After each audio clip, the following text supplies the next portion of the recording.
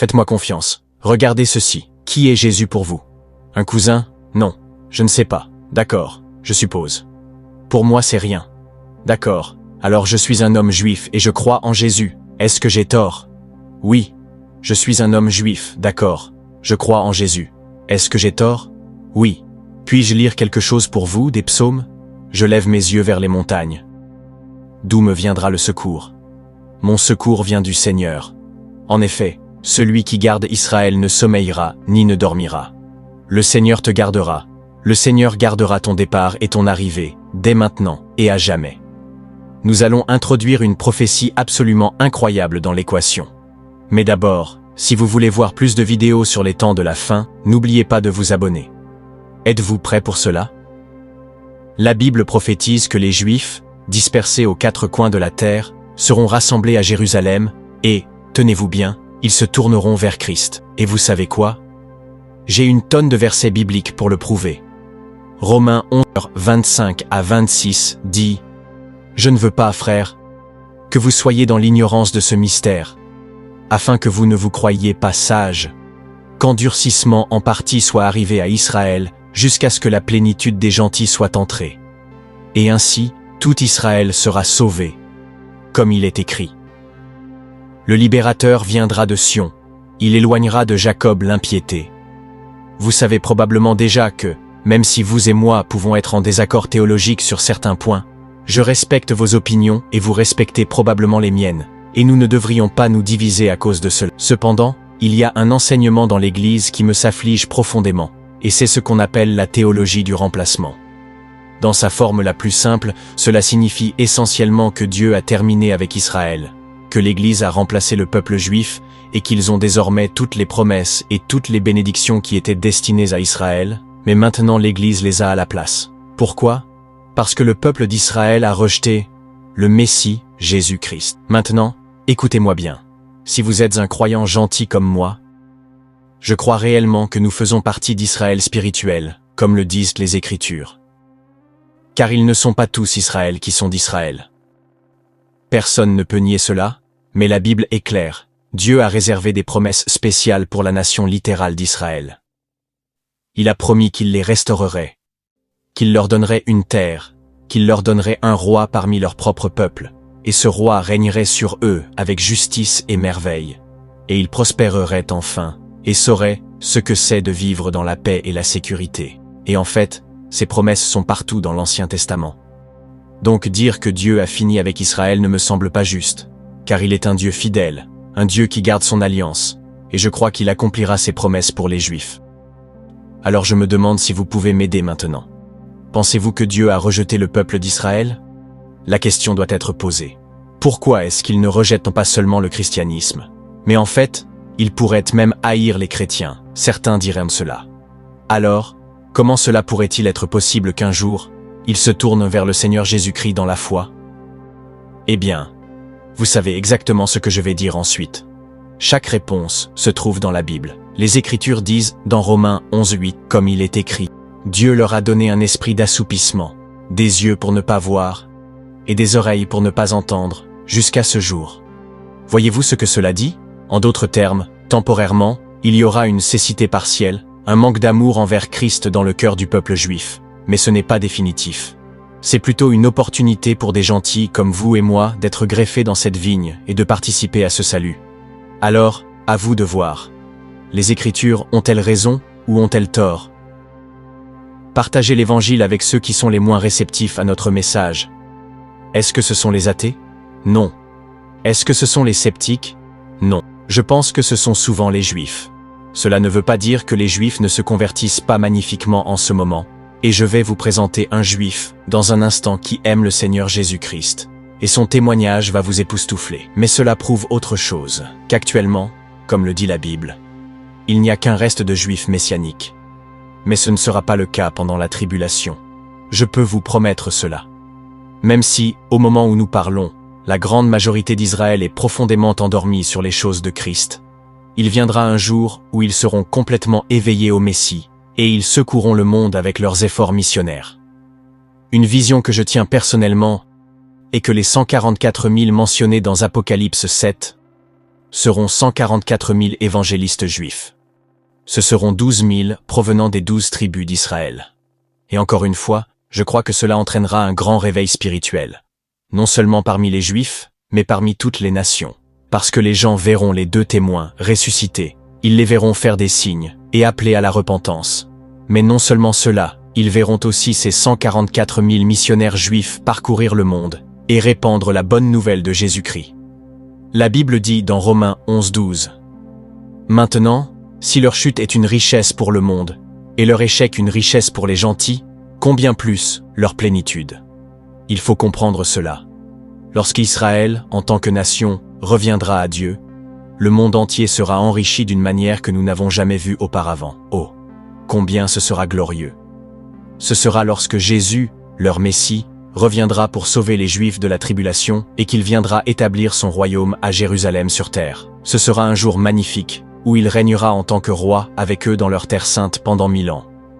Au fait, si cela vous surprend, vous devez regarder cette vidéo que nous avons faite il y a quelques semaines, qui entre en détail sur ce sujet. Mais je sais exactement ce que vous pensez en ce moment. Vous dites, Joe, tu m'as laissé avec encore plus de questions qu'au début. La première question qui vous vient probablement à l'esprit maintenant est la suivante. Au moment où nous filmons cette vidéo, Israël est en difficulté et son avenir semble très incertain. Cela s'inscrit-il dans la prophétie biblique? Eh bien, je trouve fascinant que la Bible ait prédit cela dans Luc 21-24. Ils tomberont sous le tranchant de l'épée et seront emmenés captifs parmi toutes les nations, et Jérusalem sera foulée aux pieds par les gentils, jusqu'à ce que les temps des gentils soient accomplis. Avez-vous remarqué cela? Les gentils, les non-juifs, fouleront et écraseront Jérusalem, et ils auront leur époque, comme pour dire que Jérusalem sera contrôlée et possédée par les gentils pendant une période de temps. Puis-je aller plus loin? En 1967, Israël a effectivement repris Jérusalem des mains des gentils. Mais aujourd'hui, si vous allumez les nouvelles, vous verrez que Jérusalem est toujours en quête de paix. Et aucun d'entre nous ne serait surpris si nous changions.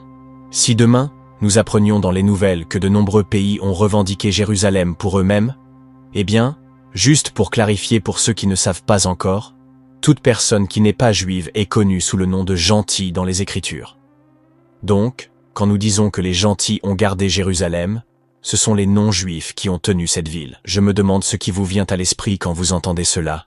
Car il y a une chose que vous devez jamais oublier. La Bible s'accomplit toujours. Un jour viendra où les temps des gentils seront accomplis, où la véritable paix sans dispute viendra à Jérusalem, lorsque le dernier gentil sera sauvé. Lorsque Jésus, le berger qui laisse les 99 pour aller chercher cette dernière brebis, lorsque cette dernière personne sera sauvée, tout cela arrivera. Donc quelque part, il y a une dernière personne non juive qui doit trouver le Christ. Et quand cette personne sera intégrée dans le royaume, la fin des temps arrivera et Jésus reviendra. Maintenant, évidemment, nous ne savons pas quand cela arrivera, mais au cas où ce serait imminent, je veux dire que peut-être que le dernier gentil à être sauvé regarde cette vidéo en ce moment même. Et si c'est vous, feriez-vous un grand service à tous et viendriez à Jésus aujourd'hui pour que nous puissions accélérer les choses un peu? Autant que vous puissiez penser que je rigole, si vous voulez en savoir plus sur comment devenir chrétien, restez avec nous, car un ami à moi va vous en parler dans un instant. Mais maintenant, je crois vraiment que la plupart des gens ont sous-estimé à quel point la prophétie biblique est précise. La Bible dit dans Deutéronome 33-5, « Le Seigneur ton Dieu ramènera tes captifs et aura compassion de toi. Il te rassemblera de nouveau d'entre toutes les nations où le Seigneur ton Dieu t'avait dispersé. Il vous ramènera de votre captivité, aura compassion de vous, et vous rassemblera à nouveau parmi toutes les nations où le Seigneur, votre Dieu, vous avait dispersé. Si l'un de vous est chassé aux extrémités des cieux, de là, le Seigneur, votre Dieu, vous rassemblera, et de là, il vous prendra. Le Seigneur, votre Dieu, vous amènera dans le pays que vos pères ont possédé, et vous le posséderez. Il vous fera du bien, et vous multipliera plus que vos pères. » Maintenant, vous vous souvenez de quel événement historique s'est produit en 1948? C'est exact, Israël a été réétabli en tant qu'État, faisant un grand pas vers l'accomplissement de cette prophétie. Vous voyez, comme nous l'avons lu, Dieu ramènera son peuple dans sa terre, la terre qui appartenait à Abraham, Isaac et Jacob, et leur Christ établira son royaume millénaire. tous les Juifs qui ont été dispersés à travers le monde reviendront en Israël. Ainsi, lorsque cela s'est produit en 1948, cela a vraiment semblé être un accomplissement partiel de cette prophétie. Et c'était une preuve que Dieu n'a pas oublié les Israélites, qu'il est toujours fidèle à Israël. Bien que l'établissement d'Israël en 1948 ait préparé le terrain pour la prophétie biblique, un événement bien plus ancien en 70 après J-Mosé a également joué un rôle important. Tous les historiens s'accordent à dire que Jérusalem a été laissée déserte et que de nombreux Israélites ont été dispersés à travers le monde. Cela avait aussi été prédit dans la Bible et cela sert de prélude au retour des Juifs dans leur terre promise. Après le siège romain de Jérusalem en 70 après Jésus-Christ, il est très probable qu'il y ait une communauté juive pas très loin de chez vous. Pourquoi? Parce qu'ils ont été dispersés, mais Dieu va tous les ramener un jour à Jérusalem. D'accord, voici la réponse que vous attendiez tous. Tout Israël sera-t-il sauvé, comme il est dit dans Romains 11, 26? Eh bien, certains théologiens croient que la réponse est oui. Ils pensent que littéralement chaque juif vivant à ce moment-là se repentira et mettra sa confiance en Jésus-Christ. Et ils utilisent des passages comme Zacharie 13 pour justifier cela. Il est écrit: « Il arrivera dans tout le pays, dit l'Éternel, que 2/3 en seront exterminés et mourront, mais 1/3 y restera. Et je ferai passer ce tiers par le feu. Je les purifierai comme on purifie l'argent. Je les éprouverai comme on éprouve l'or. Ils invoqueront mon nom, et je leur répondrai. Je dirai: c'est mon peuple. Et ils diront: l'Éternel est mon Dieu. » Ces théologiens raisonnent que si les 2/3 de la population juive périront, ce dernier tiers qui restera verra cette destruction généralisée, et comme l'or, ils seront purifiés par le feu. Oui, ce jugement sévère ne laissera en vie qu'une portion d'entre eux, mais cette portion sera le reste fidèle à Dieu pendant cette période de la tribulation.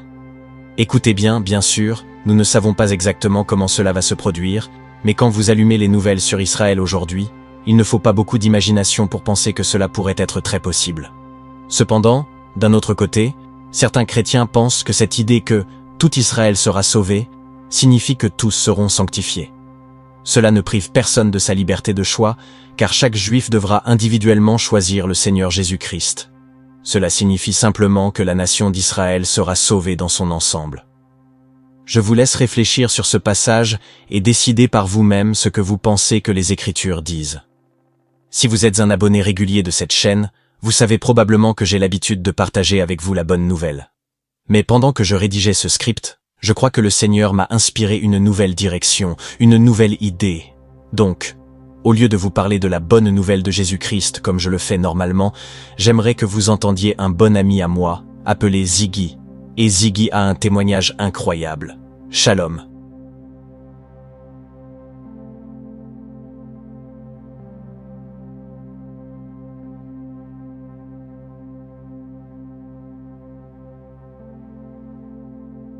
Je m'appelle Ziggy, je suis juif et je crois en Jésus.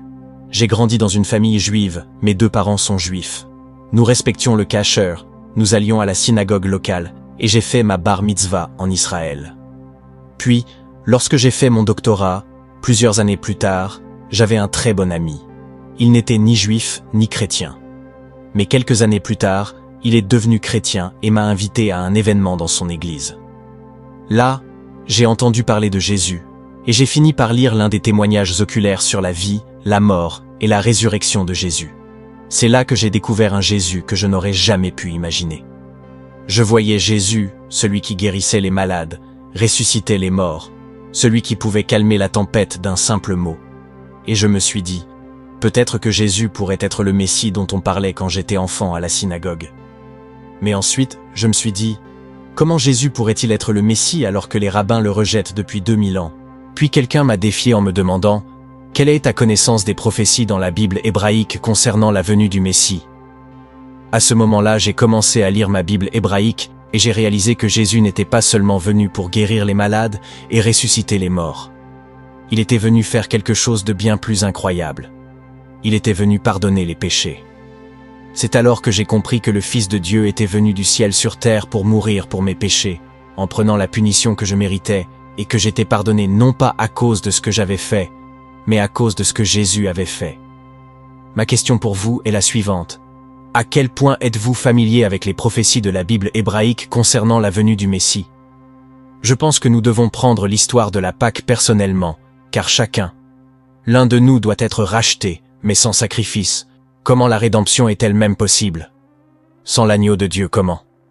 Il y a presque 2000 ans, un homme juif nommé Hic, nous le connaissons mieux sous le nom de Jean-Baptiste, et vous pouvez imaginer, là il est dans l'eau, Jean-Baptiste. Jean voit son cousin, il voit son cousin Yeshua, il voit Jésus, et imaginez, Jean-Baptiste dit d'une voix forte, « Voici l'agneau de Dieu qui ôte les péchés du monde. » C'est ainsi que la rédemption se fait, non par le sang des agneaux, mais la rédemption par le sang de l'agneau de la Pâque, l'agneau de Dieu, le Messie, Jésus. Nous naissons tous dans ce monde, et nous recevons la vie, nos vies sont plongées dans les larmes. Nous sommes tous asservis à l'amertume du péché qui nous sépare d'une relation avec Dieu, jusqu'à ce que quelqu'un nous parle du doux Sauveur, celui qui est venu nous racheter et faire de nous les siens. Il est venu comme un sacrifice unique et définitif pour ôter la racine amère de nos vies, et, par son esprit, nous faire une nouvelle création, car il est l'agneau de Dieu qui ôte les péchés du monde. Ok. 3 choses très rapidement. 1. Veuillez consulter la description pour voir les fascinantes vidéos que j'ai utilisées dans cette vidéo. 2. Si vous êtes nouveau ici, veuillez vous abonner. Si vous voulez en savoir plus sur la fin des temps, cette vidéo que vous regardez maintenant est juste une partie d'une grande série d'enseignements que je réalise depuis 2 ans. Si vous voulez en savoir plus sur le règne millénaire du Christ, cliquez ici. Chers amis de chemin de vie et foi, quand j'ai commencé cette chaîne, je ne savais pas jusqu'où le Seigneur nous conduirait ensemble. Chaque message, chaque prière, chaque échange a été une semence plantée dans nos cœurs, et aujourd'hui, je vois avec émotion combien cette communauté est précieuse et vivante. Portée par votre fidélité et inspirée par vos besoins spirituels, j'ai ressenti dans la prière qu'il était temps d'aller encore plus loin. C'est ainsi qu'est née ma nouvelle chaîne, Tout en Christ. Un lieu entièrement dédié à la prière, à l'intercession et au ressourcement spirituel. Pourquoi cette chaîne? Parce que parfois, une simple prière peut changer le cours d'une journée. Parce que dans les silences de nos âmes, Dieu parle plus fort. Et parce que vous méritez un espace où chaque vidéo est un moment sacré. Une respiration divine au milieu du tumulte du monde. Je vous invite donc, du fond du cœur, à venir découvrir Tout en Christ. Si les prières que je partage vous font du bien ici, imaginez la puissance de pouvoir vous y plonger plus profondément, à tout moment. Chaque abonnement, chaque visionnage est une pierre que vous posez avec moi sur ce nouvel édifice spirituel. Ensemble, nous pouvons construire un lieu où l'esprit souffle librement et où les cœurs trouvent refuge. Ne remettez pas cela à plus tard. Peut-être qu'une prière attend déjà de toucher votre vie d'une manière que vous n'imaginez pas encore. Vous n'avez qu'à saisir Tout en Christ dans la barre de recherche. Merci pour votre confiance, votre foi, votre amour. Continuons à marcher ensemble, pas après pas. Vous avez toute ma reconnaissance. Je vous invite à prendre un moment de recueillement à travers cette prière. Que le Seigneur vous fortifie et vous éclaire. Écoutons ensemble. Cher Père Céleste, je te loue et je te rends toute la gloire. Je te remercie pour le don d'un nouveau jour, un jour de plus pour expérimenter ton amour et ta bonté. Je veux te remercier pour toutes les bénédictions dans ma vie. Entre tes mains, je place cette journée.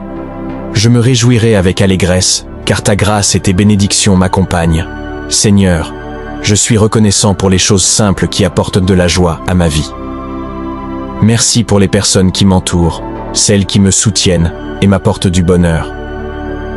Je suis reconnaissant pour mes proches et mes amis, pour ces relations qui enrichissent ma vie et m'apportent du réconfort. Merci pour ton amour et ton pardon, ô Seigneur. Aujourd'hui, je te loue pour ta fidélité et pour ton amour inconditionnel envers moi et mes bien-aimés. Tu es la source de toute bonté et de toute miséricorde, et je te rends grâce pour ta présence constante dans ma vie.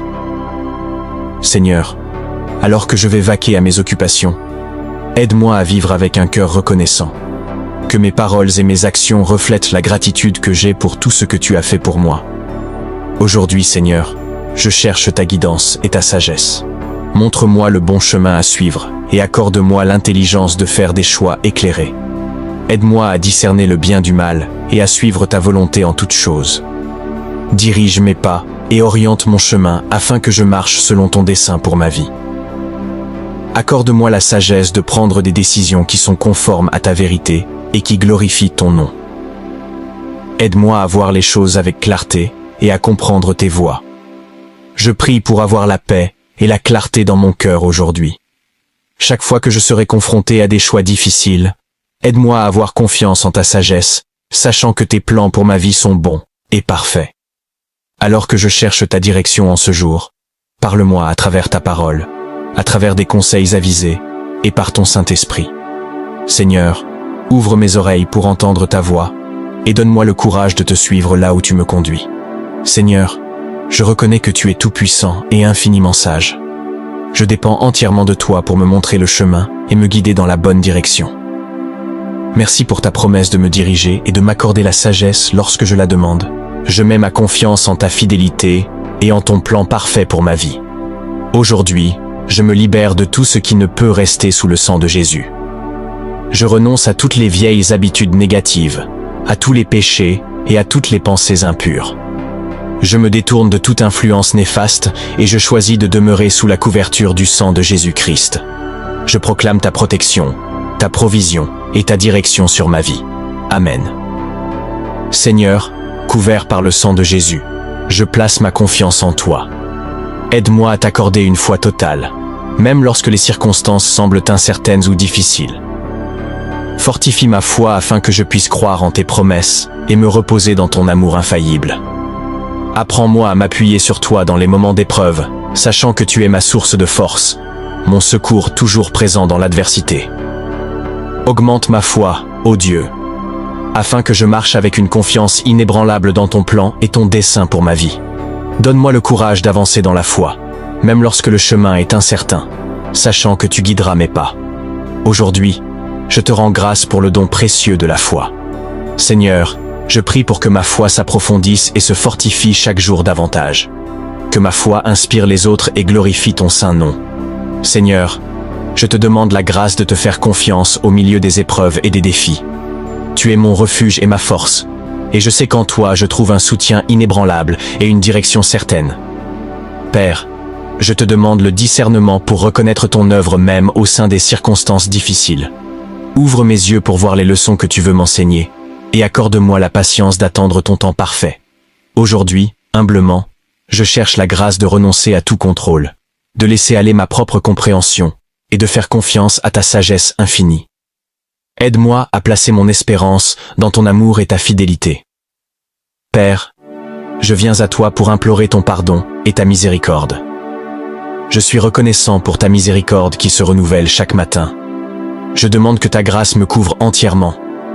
Pardonne-moi pour les fois où j'ai blessé autrui par mes paroles ou mes actions. Je te demande également pardon pour les moments où j'ai désobéi à tes commandements ou négligé de suivre ta volonté. Je suis désolé pour toutes les fois où j'ai choisi mes propres désirs plutôt que ton plan parfait pour ma vie. Seigneur, je te rends grâce pour ta miséricorde infinie qui ne connaît aucune limite. Merci de me l'accorder encore aujourd'hui. Aide-moi aussi à témoigner la même miséricorde et le même pardon aux autres. Je suis reconnaissant pour la grâce nouvelle que tu déverses sur moi chaque jour. Que ton pardon transforme mon cœur et guide mes actions.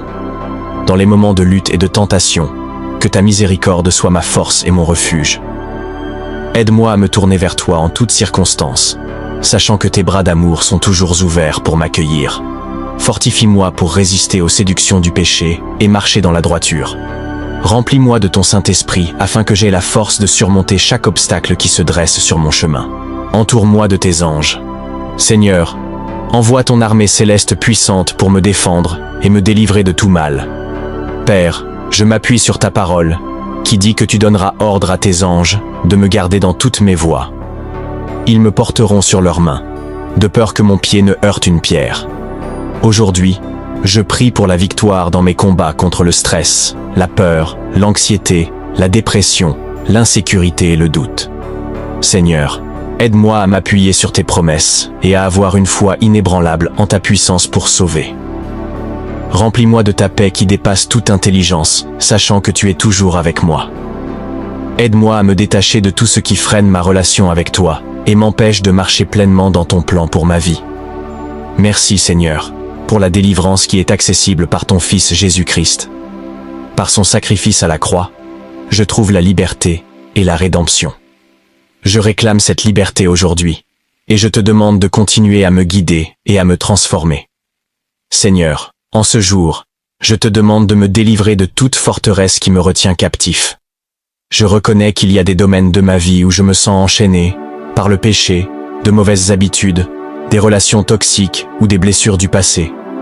Je t'implore, Seigneur, interviens divinement et délivre-moi, afin que je puisse expérimenter une liberté totale en toi. Brise les chaînes qui me lient et affranchis-moi de toute oppression de l'ennemi. Dieu Tout-Puissant, aujourd'hui, je te prie aussi de protéger mes proches de tout mal et de les délivrer de toute menace. Entoure-les de ta présence divine et mets-les à l'abri des attaques de l'ennemi. Accorde-leur la victoire et la liberté dans tous les aspects de leur vie. Merci Seigneur, pour la victoire ultime que nous avons en Jésus-Christ. Aide-moi à marcher dans cette victoire qu'il a acquise pour moi. Seigneur, en ce jour, je prie pour la santé, pour la guérison. Tu es la source suprême de vie et de bien-être, et je t'implore de poser ta main sur mon corps, mon esprit et mon âme. Seigneur, accorde-moi une bonne santé, tant physique que mentale. Fortifie mon système immunitaire et protège-moi de toute maladie et de tout mal. Je te remets toute douleur ou inconfort que je ressens en ce moment. Apporte la guérison à ces zones et soulage toute souffrance que je traverse. Père, je mets ma confiance en ton pouvoir de restaurer et de renouveler. Je te prie aussi pour la guérison de mes blessures émotionnelles et mentales, qu'elles soient visibles ou cachées. Seigneur, apporte la paix et la plénitude à mon esprit et à mon cœur. Aide-moi à me libérer de toute pensée ou émotion négative qui pourrait m'accabler. Seigneur, aujourd'hui, je ne prie pas seulement pour ma propre santé, mais aussi pour celle de mes proches. Protège-les des maladies. Accorde-leur force et vitalité. Que ta puissance de guérison circule en eux et les restaure pleinement. Merci Seigneur pour le don précieux de la vie et pour les soins et les bénédictions que tu déverses sur nous. Seigneur, je te rends grâce pour ta provision abondante et ta prospérité. Tu es la source de toute bénédiction, et je place ma confiance en ta bonté. Père, merci de pourvoir à tous mes besoins, grands et petits, aujourd'hui. Accorde-moi des opportunités de succès et de prospérité dans mon travail et dans tout ce que j'entreprends. Ouvre devant moi des portes nouvelles et bénis le travail de mes mains. Que ta faveur et ta bénédiction se répandent dans tous les domaines de ma vie. Aujourd'hui, que ta grâce repose sur moi, me permettant de surmonter chaque défi et obstacle sur mon chemin. Seigneur, je ne cherche pas seulement la prospérité matérielle, mais aussi la richesse spirituelle. Aide-moi à me rapprocher de toi, à connaître ta vérité, à grandir dans la foi et à expérimenter la joie et la paix qui viennent d'une relation profonde avec toi. Seigneur, remplis-moi de ton amour et de ta sagesse. Guide mes pensées, mes paroles et mes actions. Je crois en ta fidélité, et je sais que tu travailles toujours pour mon bien. Aide-moi à être un bon gestionnaire des bénédictions que tu me donnes, et à les utiliser pour bénir les autres. Seigneur, je t'implore de me remplir des dons et des fruits de ton esprit, afin que je marche dans ta lumière et que je sois un témoin fidèle de ta gloire. Seigneur, tu es la source de l'amour, de l'espérance, de la joie, de la paix, de la patience, de la bonté et de la maîtrise de soi. Seigneur, je prie pour que tous ces dons et fruits de ton esprit soient manifestes dans ma vie. À toi revienne toute la gloire, cher Seigneur. Père, aujourd'hui, je décrète et déclare que ta bonté et ta miséricorde m'accompagneront tous les jours de ma vie, au nom de Jésus. Père, je prie que ton Saint-Esprit me remplisse et me guide aujourd'hui. Je revendique la puissance du sang de Jésus sur ma vie, sur mon esprit, sur mon âme et sur mon corps. Je couvre du sang de Jésus tout ce qui me concerne. Grande est ta fidélité, Seigneur. Je décrète et déclare que j'ai la victoire aujourd'hui, au nom de Jésus. Merci pour la victoire sur le péché et sur la mort. Merci pour la victoire sur les plans et les attaques de l'ennemi. Merci pour la victoire sur la maladie et les souffrances. Merci pour la victoire sur le manque et sur les pertes. Seigneur, ordonne mes pas aujourd'hui. Je remets ma vie entre tes mains et je te confie cette journée, sachant que tu es aux commandes. Je proclame que je suis protégé par le sang de Jésus. Merci, Seigneur, d'entendre et d'exaucer ma prière. Je prie dans le puissant nom de Jésus. Revendique cette prière puissante dès maintenant, en écrivant Amen dans les commentaires. Que le Seigneur te bénisse abondamment et puissamment. Je déclare que toutes les bénédictions de cette prière reposent maintenant sur toi, au nom de Jésus.